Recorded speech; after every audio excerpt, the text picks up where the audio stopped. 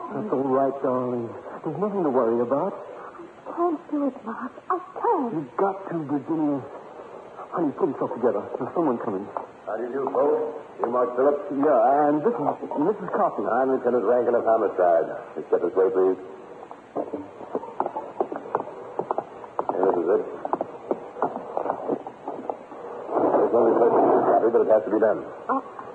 No. Is this the body of your husband? Yes. You're positive? Yes. Thank you.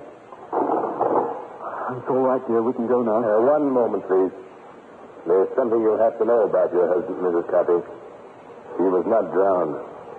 But the papers... Your husband was murdered. And, Mrs. Coffey, I think you and I should have a little talk. This is Steve Granger, private detective, with a story about a girl who invented a husband for herself and then found she was accused of his murder. In just a moment, I'll take you back to one of my most interesting cases. I went to Hawaii last year. This year, I think I'll try the Caribbean. I'm going to break it up. A week in New England, a week in Canada, 2 weeks in California. You know what? With 30 days, I can fly to Europe. I'd have time for England, France, Spain, Germany, the Scandinavian countries. Sound like the chatter of idle millionaires?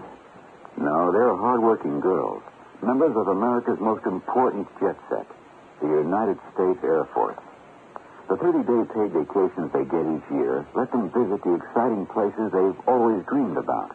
Of course, vacation time is only one of the many advantages of a career in Air Force Blue. For instance, women in the Air Force receive exactly the same pay and privileges as men of similar rank.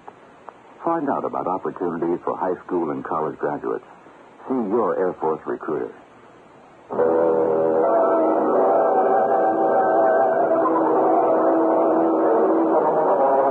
This is Granger.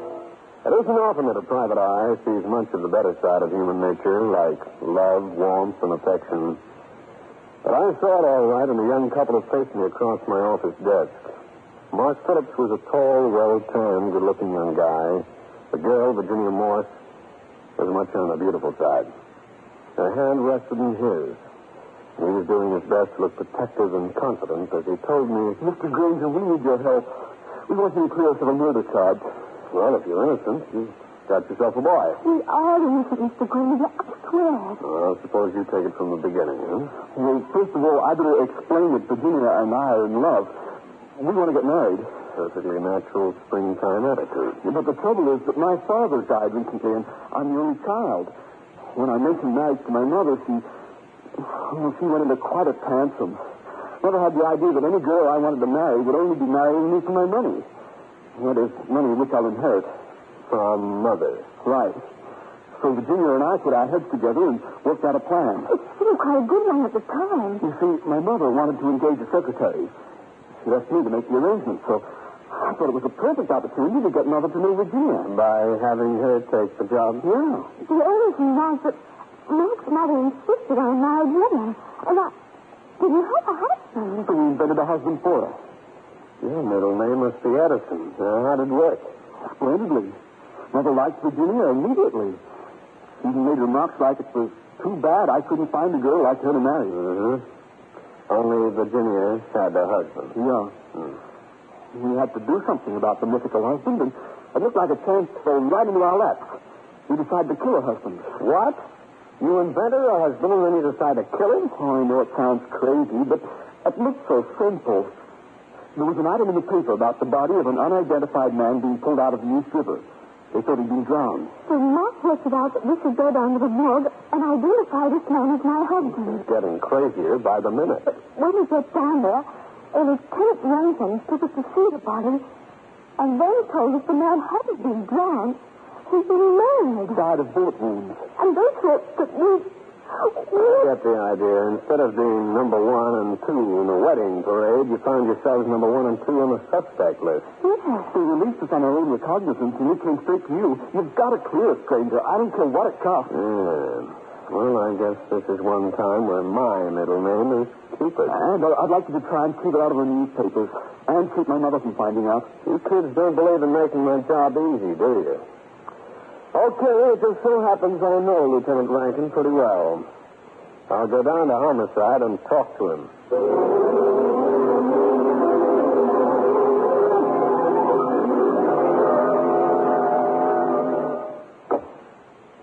Hello there, Jake.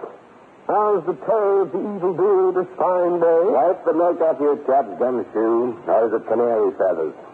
What sends you to invade my privacy? Oh, Jake, old pal. Now, Granger, today I am in a good humor. There isn't a thing you could say to ruffle me or... Wait a minute. Yes, Lieutenant? This can be. No. Let me get a grip on my desk. Then tell me, have you been retained by a young fella named Mark Phillips? No other, old pal. Great. Now, Granger, I'm not going to raise my voice. I shall not let this get me down. But talk fast. What do you want to know? The dead man. What'd you get on him? The boy's got a couple of prints. His name was Copy. He had a record. Where's he from? Chicago. Chicago, huh? Yeah. Are you going out there? Uh-uh. That's my luck. Always bad. There was no need of my taking a trip to the Windy City because just downtown lived a man who had more connections in Chicago than a hotel switchboard. Cal Hendricks. Well, the star of the private eye salvation. How are things, Stevie? Cal, how are you feeling? The reluctant spring is winding its way through my veins. Why? I want to talk about Chicago. A guy named Coffey who was fished out of the East River, a racket man. Copy. Yeah, I think I've got something for you. A man named Jules McCrae blew into town the other day. He's in Chicago and knows everything. And will he tell everything? For a slight consideration, he will babble like a babe. Mr. McCrae's hangout was a certain Broadway eatery. Since it was around 1 in the afternoon, it didn't take any great deduction to figure he might be there. He was. McCrae? Yeah. Name's Steve Granger. Cal Hendricks suggested I see you. Sit down. Thanks. Have some tomato juice? Yeah, good for you. Got vitamin A. What you see in the dark? Oh, okay. Pardon me. Yeah, too bad you don't like it. Yeah, too bad. Now, what do you want? Some information? Your dull-colored green. Take a look. That's green enough. A guy named Coffey was pushed out of the river. Somebody shot him. Too bad. But then Louie was a bad boy. Swiping apples from the corner breach. He was in with Roy Dicker. The two of them stuck up a messenger and got away with $60,000. Nice work if you can get it. The messenger got insulted. They had to cool him. So he was hot and was a cop. Somebody else did. The messenger worked for a gambling syndicate out there. So Coffey winds up dead. What about Decker? He's in town, do you? Staying at the Fleming Hotel. Thanks very much. That's all I need. I need something, too, eh? Oh, sorry. Here. This? Yeah, this will take care of the first 3 races at Jamaica.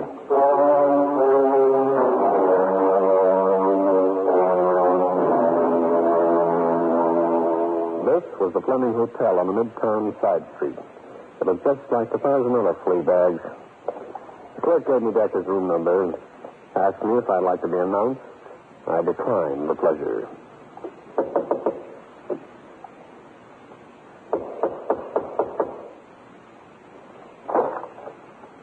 What do you want? You, Decker? Yeah, I'm...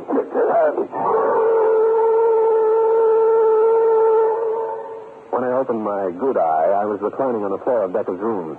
When I saw the blackjack he was swinging from his hand, I knew what had happened to me. The gun on the desk wasn't the decoration either. Just like quiet, sorry, you won't get hurt. Hello? I'm calling for Steve Granger, the detective.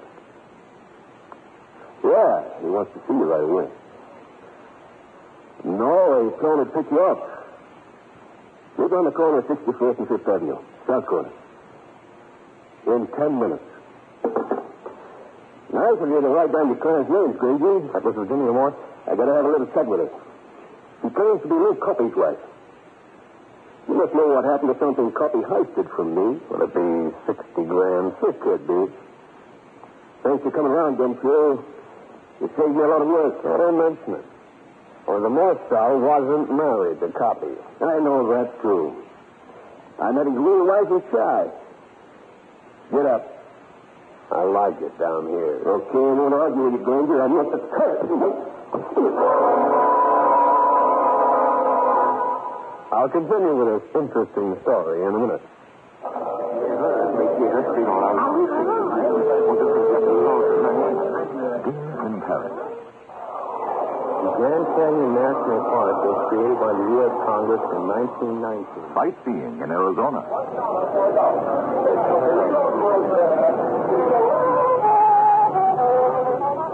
A visit to the World Fair. Travel and excitement, things that most young women just dream about. But travel is a part of the Air Force way of life, an added bonus for the women in the Air Force. Air Force women enjoy 30-day paid vacations each year, just like the men in the Air Force. In addition, they do meaningful work, important work for themselves and their country. High school graduates qualify for the WAC. College graduates are eligible for officer training schools. Registered nurses and dietitians can receive direct commissions. If you're interested in travel, training, excitement, and a satisfying career, see your local Air Force recruiter. I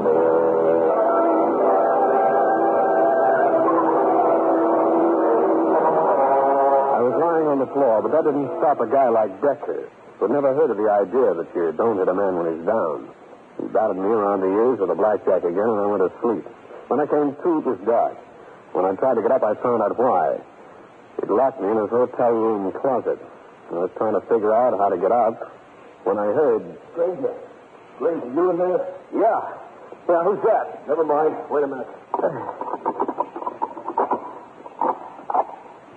Wow. There's McCrae. Thanks. Oh, don't mention it. How'd you happen to show up here? I left you in a restaurant. I know Decker better than you. I figured he'd pulled something, so I followed you over here. When you came through the lobby and you didn't, I came up. Hey, what time is it? 1:15. You've been cold for just 5 minutes. I believe it's 5 minutes. I've still got time to stop him. I picked up the phone and asked for the police department agent. When they answered, I asked for Lieutenant Rankin. And I was holding my breath as I heard the buzz on the line at the other end.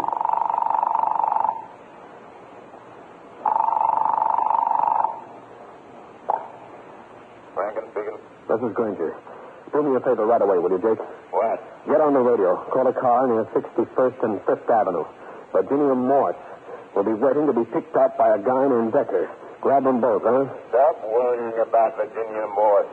She's safe. Yeah? She's sitting in my office right this minute. Mark Phillips is with her. Why? Because I had them picked up. They're being held on suspicion of murder. That's ridiculous, and you know it. Gumshoe, goodbye. Decker's after some dame? Yeah. Think she knows where the 60 grand is, huh? Yeah. Very funny. McCrae, how much do you know that you haven't told me? Who knows? Except me. Those McCrae sauntered out of the room and out of the hotel, leaving me standing there with a set of lumps on my head that made it look like a malformed cantaloupe. I washed up as much as possible and headed for Lieutenant Rankin's office. Get out of here, will you? Where's Virginia Morse? And that Phillips boy. Gone. What? I hadn't opened my mouth to ask a single question when a whole battery of lawyers with a whole battery of writs moved in on me. Better keep an eye on that girl. Look, Granger, why don't you go back to your office? You can probably go out and serve a few summons. You can pick up a few skip tracing jobs. Because we've got something very definite on Virginia Morse and Morse Phillips. What? We've got ourselves a witness. To the murder? He's awaited at the Pompeian Room in the Uptown Hotel. Well, what about him? He waited on them during lunch the other day. He overheard them discussing how they were going to get rid of her husband. But, Jake, that's only circumstantial evidence. Anyway, you heard their story. It was all part of their plan to get the boy's mother to agree to his marrying Virginia. Yeah. When Phillips noticed the way they're listening in, he got tough and threatened him. What about that? Ah, kid stuff. He probably couldn't resist the temptation to act it up. Anyway, in spite of all that, Copy had a wife in Chicago. Maybe he likes them in pairs. Just a minute. Rankin. What? From Chicago? Claiming the body. Where's he staying? Westmore Hotel. Okay, I'll get over there. Well, I'll be darned. Lieutenant, don't tell me. Let me prove to you that I'm a detective. Would that be a call to say that Copy's real wife just got in from Chicago and is claiming the body and that she's staying at the Westmore? Granger, one day when I've had enough of this job and you'll be only too anxious to get kicked off the force, I'm going to personally bat a baseball over your skull. And just to turn the other cheek, my friend, let me give you a little tip. There's a man in town named Decker who lives at the Fleming Hotel. He's mixed up in the case in some way. Why don't you bring him in for questioning? Granger, quit throwing herrings in my way. I think you'd find out something. Look, you run your business your way. Let me run mine my way.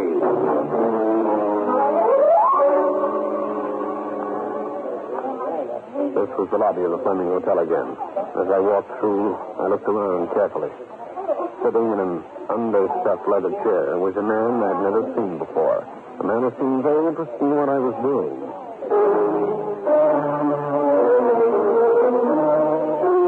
This was the third floor of the same hotel, the floor where Decker's room was located.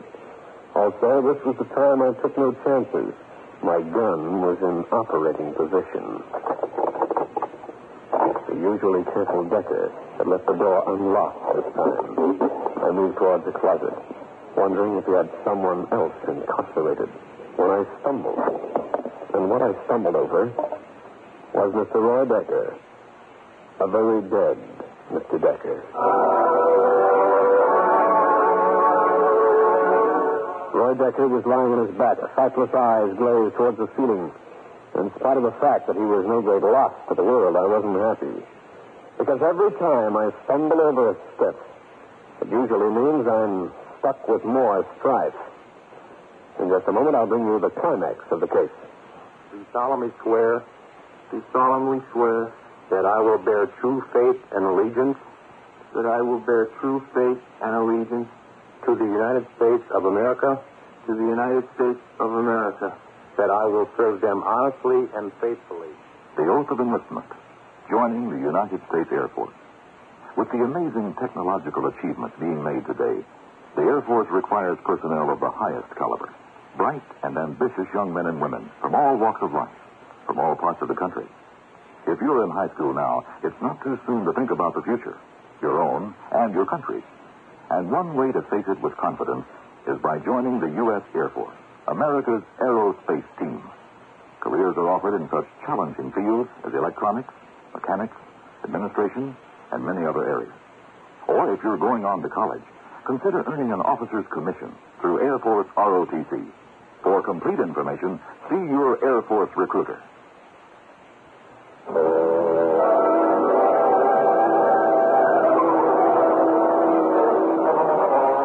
When a private investigator runs into a murdered man, the smart thing to do is contact the cops and wait, as I did.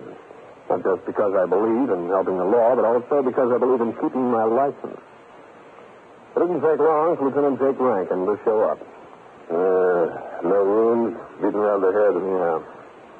Granger, how much do you know about this man? He's from Chicago. He and Lou Copy were mixed up in a holdup and a murder. Think he killed Copy? I don't know. Go through him, will you? I'd like to know what you find. He carries a blackjack, a gun, billfold.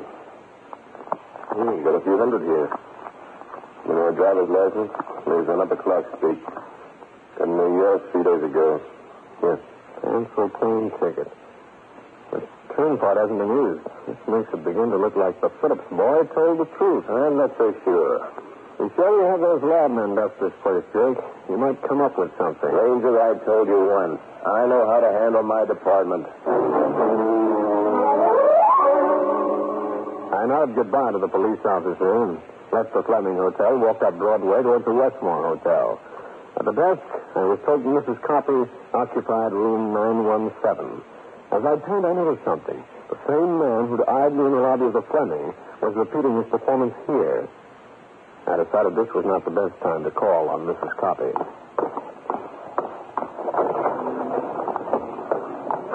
I moved up Broadway towards Columbus Circle.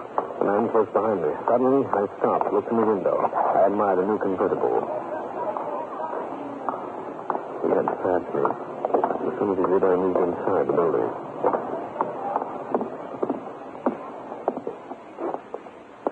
Like something in a car, sir? Yeah. Beautiful blonde and 10 gallons of gas. But I haven't time right now. Sorry. I walked straight through the showroom and out a door at the back, effectively losing the guy on my tail. Then I headed back to a spot opposite the Westmore Hotel. I waited, and 5 minutes later, the man showed up, went into the lobby. A few seconds later, he came back out again and beat it back towards Columbus Circle. This was my chance to get to room 917 and the talk I wanted with Mrs. Copy.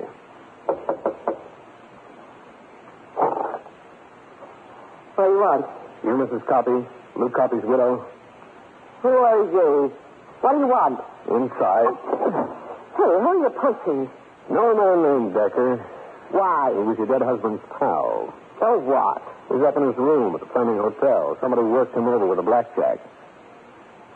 You're a police officer? The laboratory men from downtown are there by this time. They'll dust the place with fingerprints. They should find plenty from what I saw. Why come up here and tell me this? Just in case you wondered what happened to Decker. What do you mean by that crap? Nothing. Nothing. What are you looking at? Oh, nothing.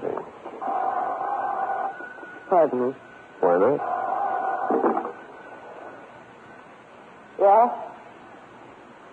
Yeah, I know. I see. No, in a little while. Yeah. So long, Mrs. Copy. Just a minute. Where are you going? I'll see you later, Mrs. Copy. Come back here. I want to talk to you. Come back here, I said. Help! Police!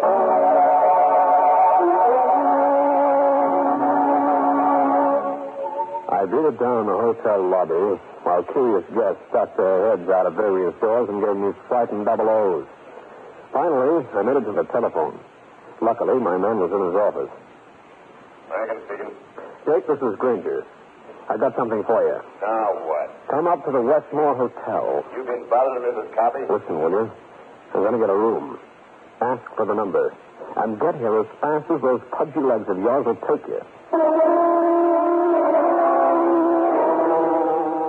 I beat it over to the desk, told the clerk what I wanted, showed him some numbered letters, and got it. The room was on a court, and just opposite me was number 917. I called Mark Phillips and waited for his results. Granger, what's the idea of asking us to come here? I want you and Miss Morris to look at someone, that's all. Who? Why don't you come over the window? Stand behind the curtain. All right, Mr. Granger. Whom do you want us to look at? Now look into the room straight across the court. See that woman packing her bag? Yes. What about her? Ever see her before? Not me. I haven't either. You sure? Of course. Has this got something to do with Lou Copy, Granger?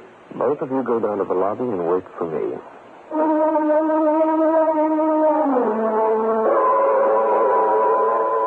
The Morse girl and Phillips left, while I stood behind the window curtain, watching Mrs. Copy. Suddenly, she moved over to one corner of the room and bent over. By standing on the radiator, I could make out what she was doing. Something important enough to send me around to her room in double time. Oh, so you came back, Granger? You've got my name, eh? Was that what the guy told you? The one who called you on the phone when I was here before? Maybe. Why did you come back? You know your husband pretty well, didn't you? I should have. They've been married 3 years. Uh-huh. Whatever happened to the $60,000 he and Decker got out of the messenger holdup? Why ask me? Okay, Granger, reach. Well, little fish shadow. Steady's gone. Right. I figured this, and it happened. I've got it. Turn around, Granger. Why, thanks. Nice of you not to give it to me in the back. Neat shooting, Mrs. Copy. Thanks. Keep your hands in the air, Granger. The fool. I told him to get rid of the gun. That's the one that killed your husband, eh? Shut up. You know, you were here in New York when your husband was killed. I saw the airplane ticket book on the desk. You made 2 trips. I thought that's what you spotted when you were smoking. Too bad. I know something else, too. I saw you take a bundle of money from in back of the base fort over there. That's an old trick to get me to turn around. Keep your hands up. That must be the $60,000, huh, Mrs. Coffey? You got it when the dead man on the floor shot and killed your husband. You've been a little too smart and a lot too snoopy, Granger. But there's not going to be either anymore.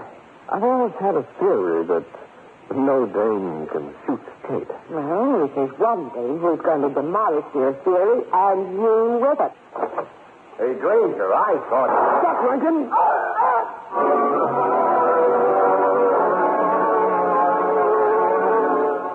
Well, friends, that's the story. I'll be back to wrap up the case in just a minute. I'll be up to jail in number 2 cars.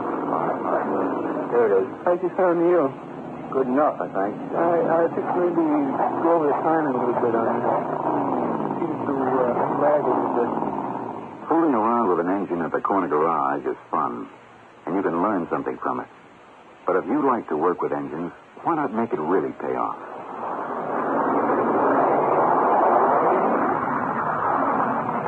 That was the roar of the B-52, backbone of the Strategic Air Command. It takes expert mechanics to keep it primed for flight. Perhaps you can qualify for the training that's required.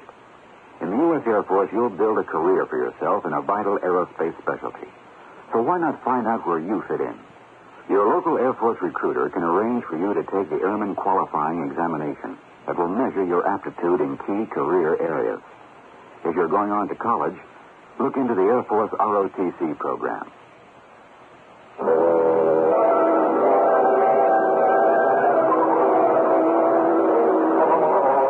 Mrs. Coffey turned away from me to fire at Lieutenant Rankin, whereupon I lifted one number 10 and kicked the gun out of her hand.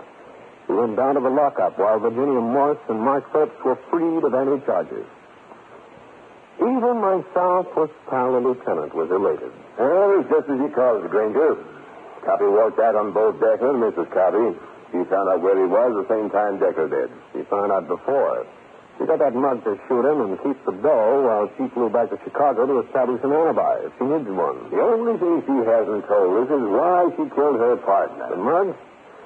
When ballistics get through, Jake, you'll find that the bullets in Coffey will match the gun he used to hide Sneed.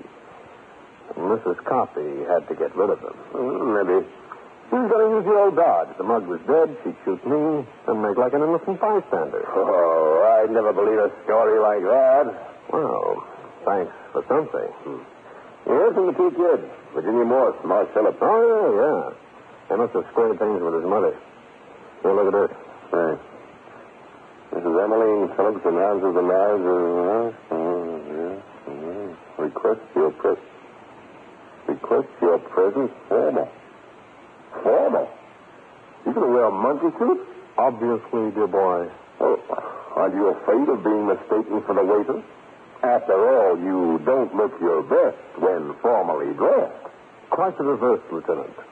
When in a tux, I look deluxe.